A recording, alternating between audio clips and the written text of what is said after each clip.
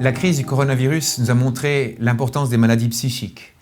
Il faut savoir que dans l'invalidité, près d'une maladie sur deux sont causées par des maladies psychiques. Donc dans notre étude, nous voulions voir comment on peut mieux accompagner les personnes en situation de handicap, quelles sont les différences au niveau des offices cantonaux, mais quelles sont aussi les différences avec les interactions avec l'employeur, avec les médecins et avec les assurances.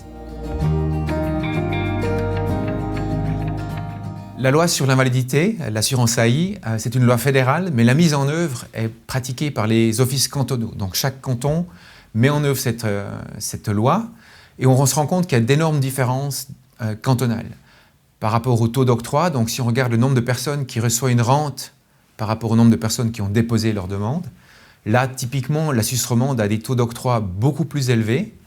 Mais on remarque aussi que les pratiques de réinsertion, à savoir les efforts, les mesures qui sont mises en place, l'argent qui est dépensé par personne qui profite d'une de ces mesures, varie aussi beaucoup.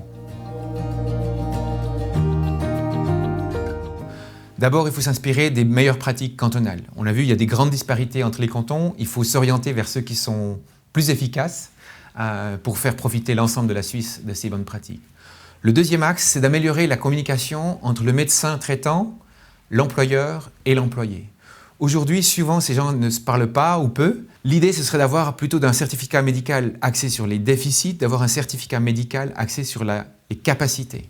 De dire, monsieur Cozandé est encore capable de travailler 4 heures par jour, de rester concentré, de prendre la voiture, de vraiment définir ce qui est possible plutôt que de mentionner ce qui ne l'est pas. Avec ça, on peut faciliter le retour au travail, peut-être à temps partiel, faciliter le dialogue et donc les succès de réinsertion.